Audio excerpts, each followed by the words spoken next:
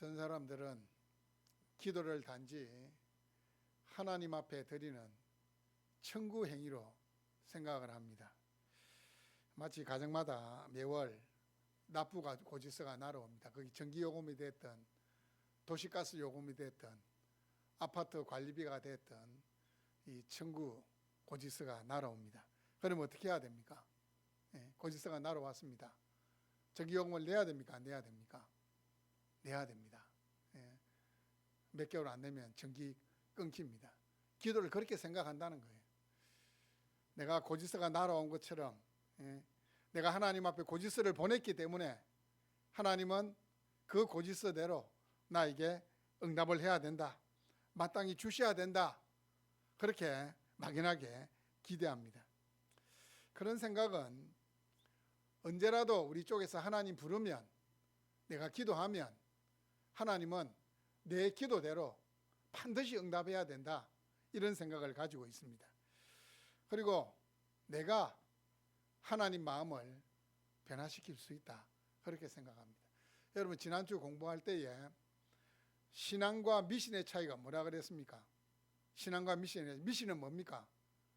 미신은 무조건 내 뜻대로 되는 거. 그래서 자기가 믿는 신을 어르고 달래서 그냥 자기가 원하는 것을 받아내려고 하는 것이 미신이고, 신앙이라는 건 뭡니까? 신앙은 내 뜻이 아니고 내 뜻을 하나님의 뜻에 맞추는 게, 그게 신앙이라고 했습니다. 그렇다면 기도라는 것이 내가 원하는 것을 챙기는 수단으로 생각해서는 안 된다는 겁니다. 기도는 청구 행위가 아닙니다. 하나님 청구서 보냅니다. 주십시오. 이게 아닙니다. 기도는 하나님께서 일하심을 믿고 고백하는 신앙의 고백입니다. 우리는 종종 기도가 습관처럼 되어 있습니다. 언제 우리가 습관처럼 기도합니까? 우리는 딱 이 식탁에 앉으면, 이제 신앙생활한 지 얼마 안 되면 그 습관처럼 안 되지만, 저같이 이제 신앙생활한 지 그건 이제 60년에 가까이 되면 그냥 저는 모태신앙이기 때문에 딱 식사하기 위해서 딱 앉으면 자동적으로 습관처럼 기도하게 됩니다. 기도는 때로는 습관처럼 하는 것처럼 느껴지기도 합니다. 때로는 아무것도 할 수 없는 절망적인 상황에서 탄식을 내뱉듯이 탄식하고 절규하는 것이 기도처럼 느껴질 때가 있습니다. 때로는 우리는 기도 목록을 작성하고 기도의 시간을 따로 정해서 기도할 수도 있습니다. 이렇게 기도하다 보면 여러분, 가끔씩은 기도가 응답이 됩니다. 기도 응답 체험 했습니까? 체험 못한 건 여러분이 기도 안 했기 때문에 체험을 못한 겁니다. 기도하면 하나님이 응답하십니다. 근데 때로는 이 기도가 응답이 된 건 맞기는 맞는 것 같은데 어떻게 해서 응답이 된 줄 모르겠다, 의아해지는 그런 경우도 있습니다. 또 어떤 경우에는 우리가 기도를 막 하는데 마치 내 기도가 공기 중에 막 파장만 일으키고 이 공기 중에서 막 사라지는 것 같은 그런 느낌을 갖기도 합니다. 그래서 내가 생각할 때 기도는 그냥 일방적인 거다. 내가 하나님께 하고 싶은 거 막 쏟아내고, 그리고 예수님 이름으로 기도합니다, 아멘, 일어서는 게 기도다, 그렇게 생각합니다. 근데 여러분, 하나님께서는 무의미한 습관 속에서 기도하도록 우리를 자녀 삼아 주신 것이 아닙니다. 내용이 없는 형식을 줬고 목적이나 결과가 없는 행동을 하도록 우리에게 기도를 가르치지 않았다는 겁니다. 우리에게 기도할 수 있는 특권을 주시지 않았다는 겁니다. 여러분, 기도는 우리에게 변화를 가져오고 우리가 살고 있는 이 세상에 변화를 가져오는 것이 기도입니다. 기도하면 하늘의 보고를 여시고 하나님께서 우리에게 채워주시는 겁니다. 여러분, 기도는 하나님의 자녀들만 할 수 있는 특권입니다. 특권. 여러분, 제가 아이가 3명 있는데 아무나가 저한테 아버지라고 부를 수 있습니까? 이 세상에서 저를 아버지로 부를 수 있는 사람은 딱 3명밖에 없습니다. 특권이에요. 아버지 부르면 제가 모든 걸 해주고 싶어 해요. 그게 아버지잖아요. 얼마 전에 우리 딸이 아내에게 그런 이야기를 했대요. 우리 아빠는 너무 좋은 것 같다. 우리가 뭘 이렇게 원하고 부탁하는 게 있으면 진짜 최선을 다해서 해주려고 하는 정말 좋은 아빠다. 고디가 문제예요. 고디가. 근데 한 번씩 화를 안 내면 좋겠다. 이 세상의 아버지들은 자녀들을 위해서 모든 걸 해주기를 원해요. 하늘 아버지도 마찬가지입니다. 주님이 그런 말씀을 하셨잖아요. 아들이 생선을 달라는데 뱀을 주고 떡을 달라고 하는데 돌을 주는 아버지가 있느냐? 하물며 하늘에 계신 너희 아버지께서 구하는 자에게 좋은 것으로, 가장 좋은 것으로 주시지 않겠느냐? 우리 주님 말씀하셨거든요. 사랑하는 여러분, 기도가 특권입니다. 하나님의 자녀들에게만 주신 특권입니다. 여러분, 이 설교를 듣고 나면 이제 여러분의 삶의 중심에 기도가 있어야 돼요. 기도가 있어야 돼요. 여러분, 오늘 말씀을 보시면 우리에게 기도의 특권을 주신 하나님께서 특별한 기도의 제목을 가지고 기도하라고 말씀을 하십니다. 하나님이 우리에게 요구하시는 첫 번째 기도의 제목은 모든 사람을 위하여 기도하라는 겁니다. 모든 사람을 위하여 기도하라. 1절입니다. 그러므로 내가 첫째로 권하노니 모든 사람을 위하여 간구와 기도와 도구와 감사를 하되라고 말씀을 하고 있습니다. 여러분, 첫째로 순서상 먼저라는 이미지가 있지만 첫째로는 어뜸이라는 이미지가 있습니다. 어뜸, 가장 중요한 것, 어뜸이라는 이미지가 있습니다. 무엇보다도, 이게 많은 것 중에서 무엇보다도 라는 이미지가 바로 첫째로라는 이미지입니다. 첫째로. 여러분, 그렇다면 모든 사람은 누구를 가리킬까요? 모든 사람은 누구를 가리킬까요? 여러분, 기본적으로 이 디모데전서 말씀의 1차 수신자는 누굴까요? 사도 바울이 성령의 영감을 받아서 이 디모데전서를 기록해서 누구에게 보냈습니까? 에베소교에서 목회하고 있는 디모데인데 보낸 거예요. 디모데에게. 디모데에 있어서 모든 사람은 누굴까요? 모든 사람은 누굴까요? 에베소 교회 안에 있는 모든 성도들이 바로 모든 사람입니다. 여러분, 에베소라는 이 도시는 2000년 전에 이 도시는 로마의 속주였기 때문에 다인종 국가입니다. 다인종 많은 사람들이 섞여 살아요. 우리나라도 마찬가지입니다. 우리나라도. 바라기는 우리 교회도 우리하고 인종이 다른 사람들이 와서 함께 예배 드리는 그런 일이 일어났으면 좋겠고 앞으로 일어날 가능성이 참 많이 있습니다. 제가 미국에서 살아봤잖아요. 미국에는 다인종 국가이기 때문에 모든 인종이 와서 하나님께 예배 드립니다. 에베소가 마찬가지였습니다. 인종이 다르고 다양한 신분을 가진 자들이 함께 교회를 이루고 있었습니다. 그래서 사도 바울이 이야기합니다. 그 모든 성도들을 위해서 차별 없이 기도하라, 이렇게 이야기합니다. 성경에 보면 그런 이야기가 나옵니다. 사도 바울이 이 디모데를 권면할 때에 내 연수함을 업신여기지 못하게 하라. 이게 사람은 이렇게 나이가 좀 작으면 은근히 밑으로 보려고 하는 경향이 있어요. 자기보다 나이가 적으면. 특별히 중요한 자리인데, 높은 자리인데 좀 젊은 사람이 있으면, 나이가 좀 어린 사람이 있으면 저 사람은 좀 경험이 없기 때문에 좀가 이게 내가 뭐 좀 가르쳐야 되겠다, 이런 생각이 막 들 수가 있어요. 교회도 마찬가지예요. 교회도 젊은 나이에 담임 목사로 가게 되잖아요. 그럼 나이 많은 성도님들은 아이고 우리 목사님 젊어가지고 아직 뭔가 모르겠지, 이렇게 생각을 하는 거예요. 디모데도 마찬가지예요. 아마 20대에 담임 목사가 된 것 같아요. 20대에 담임 목사가 되다 보니까 이 나이가 많은 성도들이 볼 때는 이 20대 담임 목사가 너무 부족해 보이는 거예요. 그러다 보니까 이 에베소 교회 안에도 이 디모데가 나이가 적기 때문에 은근히 무시하는 사람이 있을 수가 있다는 겁니다.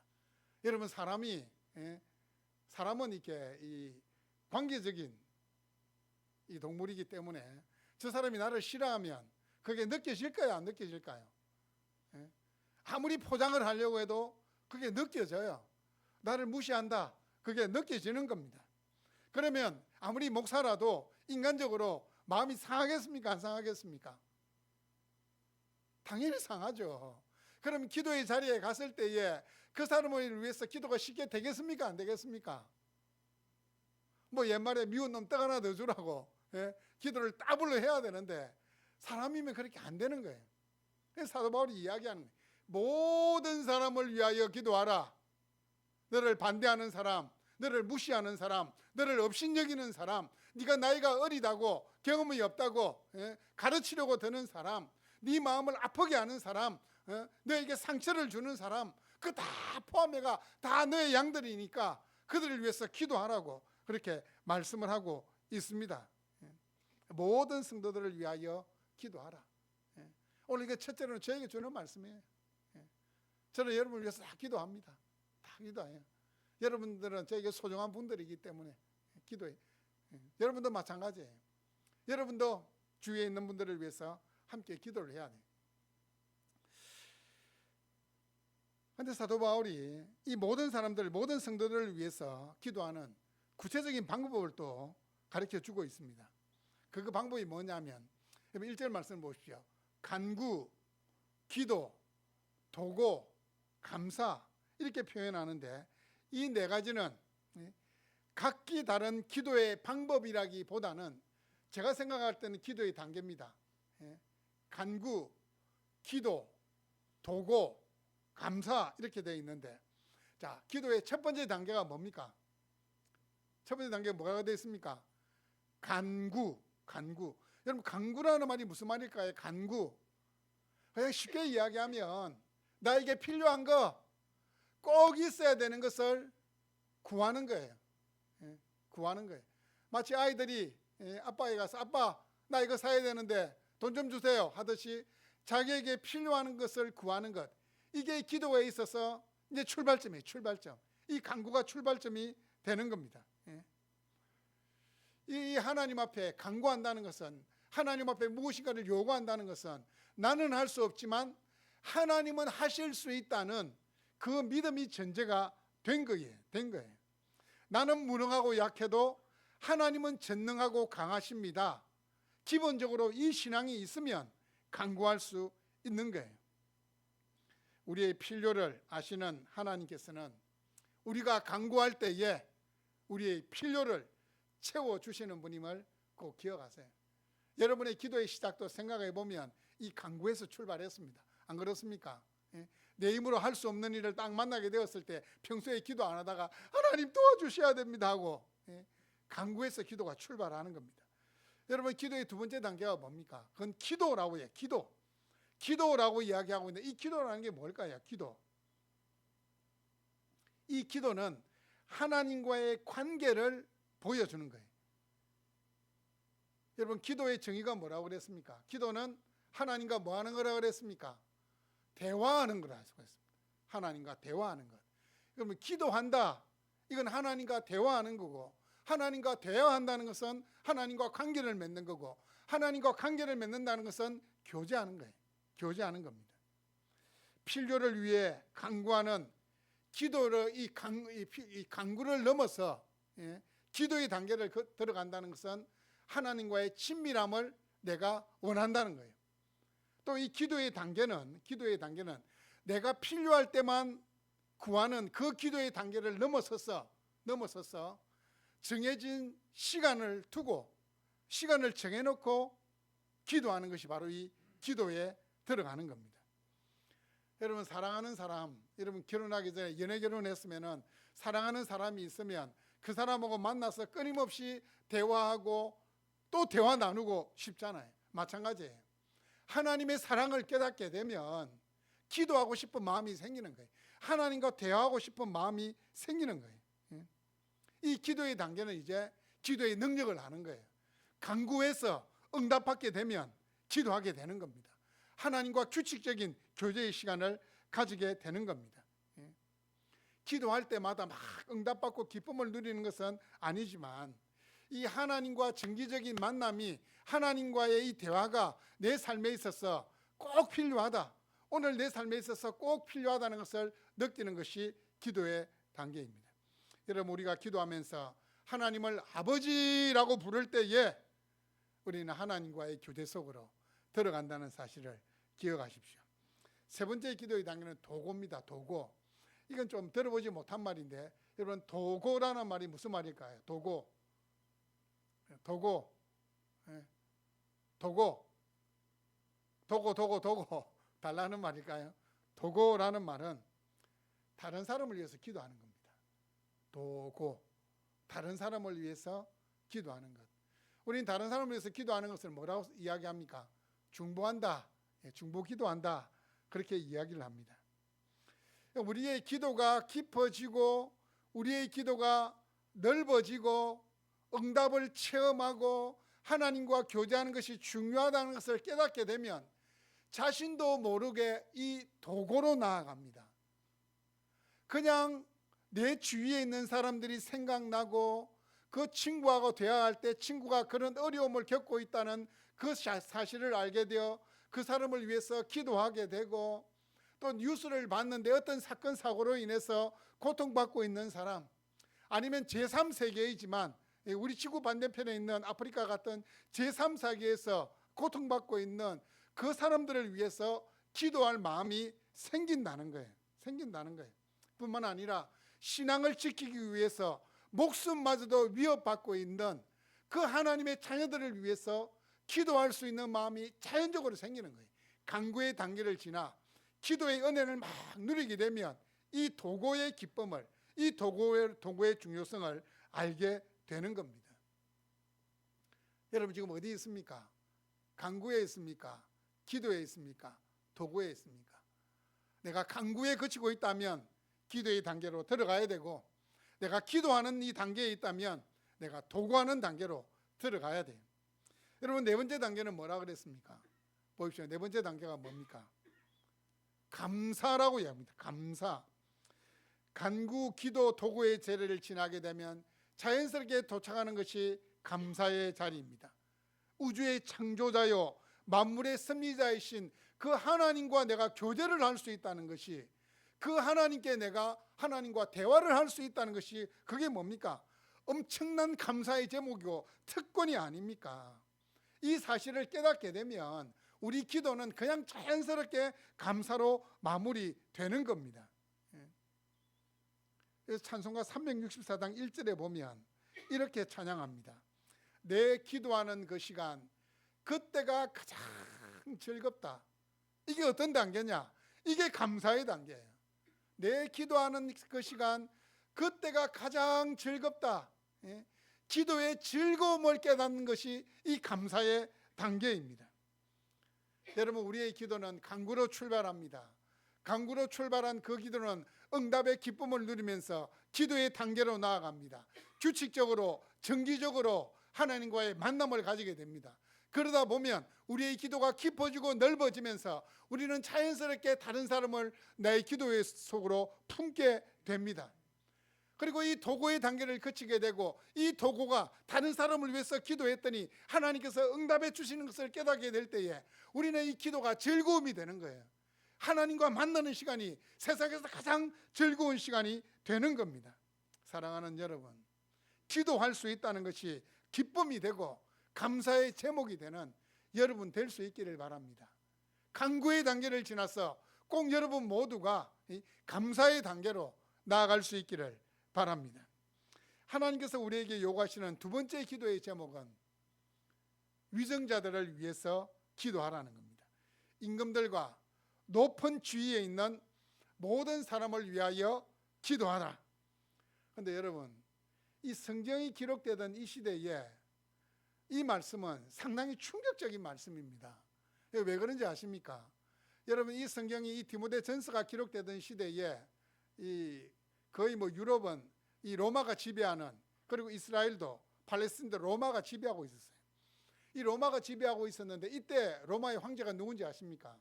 네로입니다. 네로. 여러분, 네로가 어떤 사람이냐면 예수 믿는 사람들을 죽이고 핍박하던 사람이에요.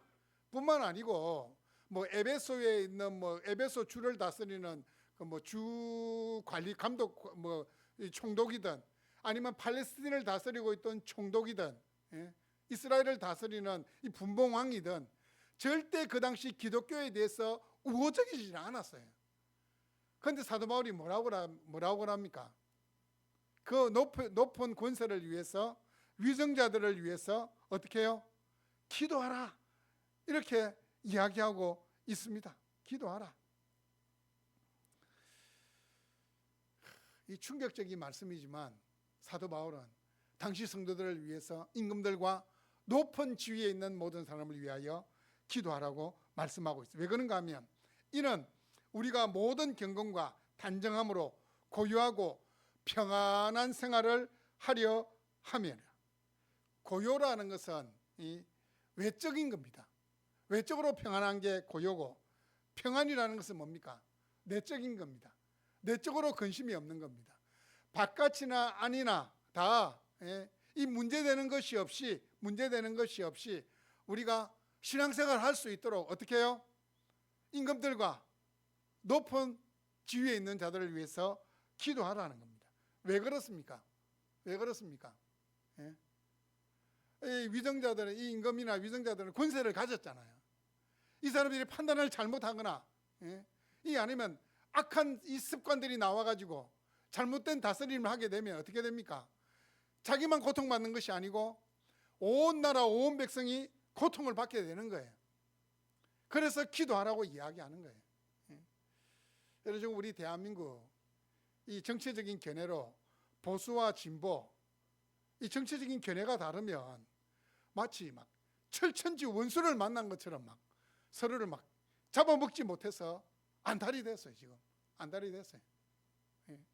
대통령 막 올려놓으면 막 1년도 안 돼가지고 내려오라 그러고 막 탄핵한다 그러고 막 이게 벌써 이게 1, 2년이 지난 게 한 20년 전부터 그런 것 같아요. 막 대통령만 되면 막 끄집어 내리려고 지금 막. 여러분, 지금까지 여러분이 투표했던 사람들이 다 대통령 됐습니까? 저도 안 된 경우 많아요. 안 된 경우 많아요. 솔직히 이야기하면 저 지금 있는 대통령 그렇게 마음에 들지 않아요. 그런데 제가 오늘 말씀을 준비하면서 그럼에도 불구하고 기도해야 되겠구나. 왜 기도해야 되느냐 하면 그건 하나님께 맡기는 거예요. 하나님이 마음에 안 들면 하나님의 방법대로 처리해 주시기 때문에 우리는 기도해야 돼요. 대통령이든 아니면 위정자든 정말 그들이 정직과 성실로서 정말 나라를 사랑하는 마음으로 이 나라를 다스릴 수 있게 해달라고. 말로는 그렇잖아요. 자기들은 국민들의 종이라고, 공복이라고 이야기하잖아요. 실제로는 그렇게 하지 않거든요. 그럼 하나님께서 그들을 심판해 달라고 우리는 기도해야 돼요. 하나님이 원하시는 방법대로 이 나라를 바르게 인도해 가지 못하면, 정책들을 펴지 못하면, 하나님이 원하시지 않는 반대쪽의 정책을 펴면 하나님께서 심판하시기 때문에 우리 하나님의 주권을 믿고 위정자들을 위해서 기도해야 되는 거예요. 사도 바울도 바로 그것을 염두에 두고 말씀하신 거예요. 이 세상 나라를 다스리는 분은 하나님이시기 때문에 눈에 보이는 임금과 높은 지위에 있는 자들을 위해서도 기도하라는 거예요. 하나님의 주권을 믿고 기도하라는 겁니다. 하나님이 우리에게 요구하시는 세 번째 기도의 제목은 영혼 구원을 위해 기도하라는 겁니다. 4절 말씀을 보십시오. 하나님은 모든 사람이 구원을 받으며 진리를 아는 데에 이르기를 원하시느니라. 자, 바울은 디모데에게 아직도 에베소라는 그 도시에서 복음을 들어보지 못한 자들을 위해서 기도할 것을 권면합니다. 자, 이 4절에 보면 모든 사람이 나옵니다. 모든 사람. 이 모든 사람이라는 단어는 이게 신학적으로 논란이 있는 단어입니다. 왜 그런 줄 아십니까? 우리 기독교가 이렇게 교단이 막 나눠져 있는데 이 교단이 나눠진 것 가운데 중요한 신학적 차이가 뭐냐 하면 우리는 제한된 속죄론을 믿습니다. 우리는 하나님의 선택을 믿고 또 일부 다른 교단들은 만인 구원론을 믿습니다.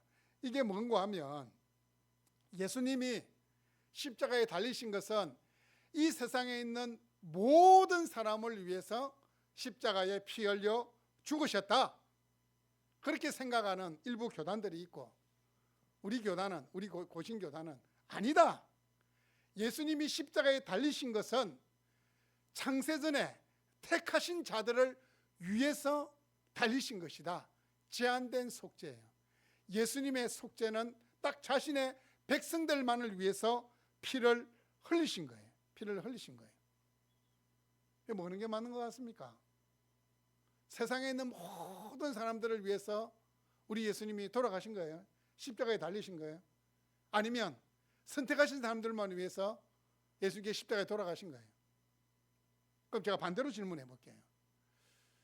자, 예수님이 만약에 모든 사람들을 위해서 십자가에 피 흘리셨다, 그러면 예수 안 믿고 죽은 사람들 있잖아요. 예수 안 믿고 죽은 사람들 많잖아요. 그럼 그 사람 어떻게 되는 겁니까? 우리 예수님의 보혈이 어떻게 됩니까? 가치가 없는 거잖아요. 예수님은 분명히 그 사람들을 위해서 피 흘려 죽으셨는데 그 사람들은 예수 안 믿고 죽어버렸어요. 그럼 우리 예수님의 보혈의 능력이 제한돼 버린 거잖아요. 제한돼 버린 거잖아요. 그럼 또 이렇게 또 반론할 수 있어요. 그런데 왜 전도할 때는 하나님은 당신을 사랑하십니다, 예수님은 당신의 죄를 위해서 십자가에 못 박혀 돌아가셨습니다, 왜 이렇게 말씀합니까? 그럼 말을 바르게 해야죠. 우리 편에서는 솔직히 제가 오늘 만나가 전도하는 사람이 하나님의 택한 백성인지 아닌지 제가 압니까 모릅니까? 모르잖아요. 그러니까 택한 백성이다고 생각하고 그냥 이야기하는 거예요. 제가 어떻게 하면 이마에 적어놨습니까? 제가 막 그런 능력이 있습니까? 딱 쳐다보고 이마를 딱 쳐다보고 있으면 선택받은 자라는 게 막 이렇게 보이면 얼마나 좋게, 모르잖아요. 우리는 모르기 때문에 가서 전도하는 거고, 모르기 때문에 전도할 때 하나님은 당신을 사랑하시고 우리 예수님께서는 당신을 위해서 십자가에 달려 돌아가셨다고 우리가 메시지를 전하는 겁니다. 메시지를 전하는 거예요. 근데 여러분, 성경을 읽어보면 이 제한된 속죄론에 대해서 말씀하고 있는 구절이 참 많습니다. 에베소서 1장 4절 말씀해 보시면 곧 창세전에 그리스도 안에서 우리를 어떻게 했다고요? 택하사, 이렇게 이야기하고 있어요.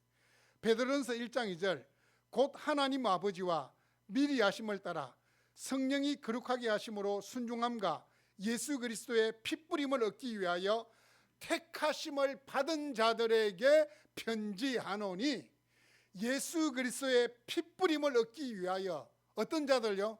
선택받은 자들에게 편지한다라고 이야기하고 있습니다.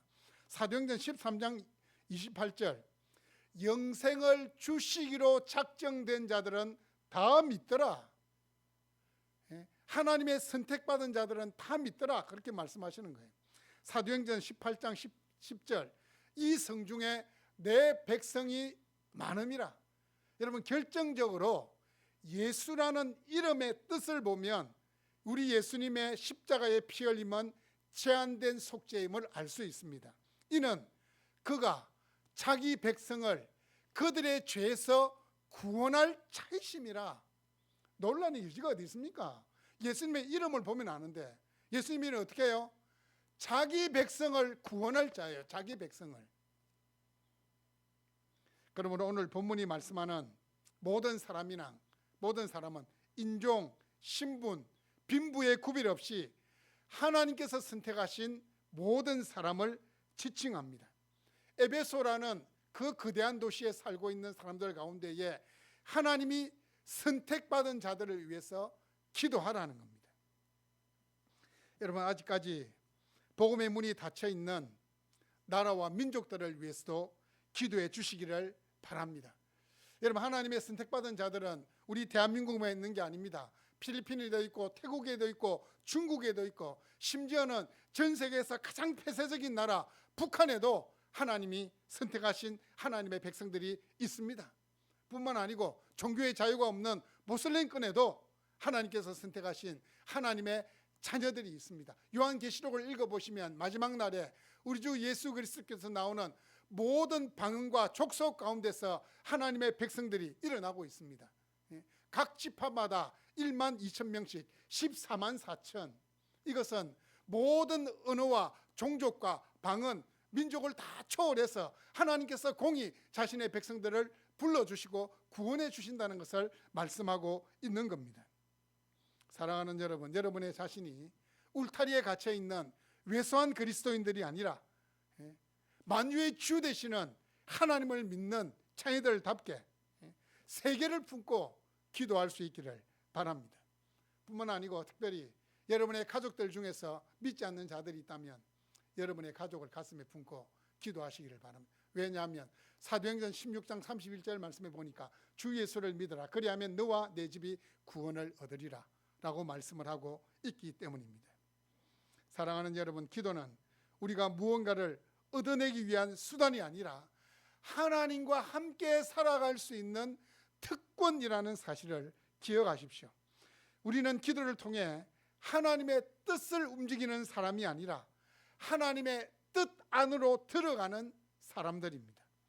처음에는 나의 필요로 시작된 기도가 어느 순간 하나님과의 깊은 교제가 되고 또 다른 사람을 품는 기도가 되고 마지막에는 이 기도가 기쁨이 되는 거예요. 기도가 즐거움이 되는 거예요. 기도하는 시간이 기다려지는 거예요. 여러분, 여러분의 기도가 넓어지기를 바랍니다. 여러분을 넘어서 여러분을 힘들게 하는 사람들까지 품고 기도할 수 있기를 바랍니다. 그럼 변화가 됩니다. 하나님 사람의 마음을 바꾸시는 분이시거든요. 나의 가정을 넘어서 이 나라와 지도자들을 위한 기도가 될 수 있기를 바랍니다. 이 민족을 넘어서 아직 복음을 들어보지 못한 영혼들을 향한 기도가 될 수 있기를 원합니다. 여러분, 우리가 무릎 꿇는 그 자리에서 우리 하나님이 일하십니다. 우리가 이름을 불러 기도하는 그 영혼을 하나님은 결코 잊지 않으십니다. 우리의 작은 기도가 하나님의 크신 구속의 역사에 쓰임받는다는 사실을 기억하십시오. 여러분, 기도하는 사람은 결코 작은 사람이 아닙니다. 하나님과 함께 일하는 사람입니다. 이 시대는 말이 많은 사람보다 기도하는 사람을 필요로 합니다. 불평하는 사람보다 눈물로 충고하는 사람을 찾고 있습니다. 사랑하는 여러분, 하나님께서 허락해 주신 이 기도의 특권을 붙드십시오. 그리고 기도의 자리로 나가십시오. 그곳에서 하나님을 만날 수 있기를 바랍니다. 그곳에서 기도의 즐거움을, 기도의 응답을 체험할 수 있는 여러분 될 수 있기를 바랍니다. 여기 있는 여러분 모두가 기도는 하나님의 자녀인 나에게 주신 특권이라는 사실을 이번 한 주간을 통해서 체험하고 누릴 수 있기를 주님의 이름으로 축복합니다. 아멘.